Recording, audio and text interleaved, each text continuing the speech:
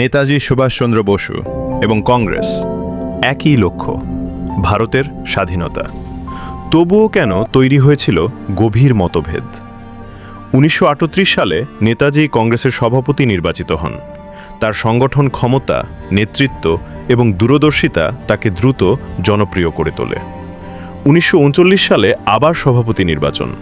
এইবার তিনি প্রতিদ্বন্দ্বিতা করেন গান্ধীজির সমর্থিত প্রার্থীর বিরুদ্ধে। ফলাফল নেতাজির জয়। কিন্তু এখান থেকেই শুরু হয় অস্বস্তি। ঐতিহাসিক নথি বলছে, গান্ধীজি প্রকাশ্যে বলেছিলেন এই ফলাফল তার ব্যক্তিগত পরাজয়। তাহলে প্রশ্ন ওঠে, জয়ী হয়েও কেন নেতাজি কার্যত একা হয়ে গেলেন? কংগ্রেসের ওয়ার্কিং কমিটির বহু সদস্য তার সাথে সহযোগিতা করতে অনীহা দেখান। নীতিগত মতভেদ স্পষ্ট হয়ে ওঠে। গান্ধীজি বিশ্বাস করতেন অহিংস আন্দোলনে, ধীরে কিন্তু নৈতিক শক্তিতে ব্রিটিশদের পরাস্ত করা।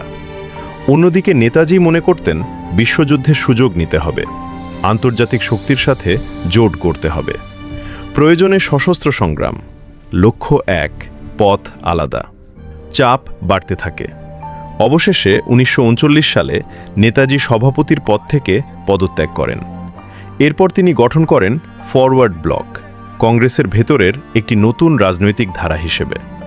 এটা কি ব্যক্তিগত দ্বন্দ্ব ছিল, নাকি ছিল স্বাধীনতার কৌশল নিয়ে গভীর মতপার্থক্য?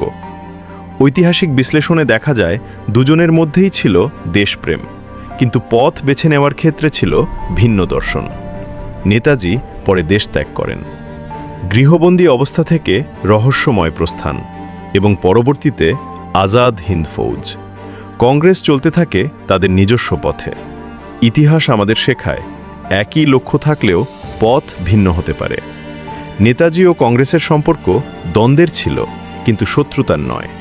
তাহলে আজ এত বছর পরে আমরা এই মতভেদকে কিভাবে দেখব? রাজনৈতিক সংঘাত হিসেবে, নাকি স্বাধীনতার ভিন্ন ভিন্ন কৌশল হিসেবে? নেতাজি কোনো এক দলের নন, তিনি ভারতের। তাই ইতিহাসের এই অধ্যায়েও আমাদের সবার।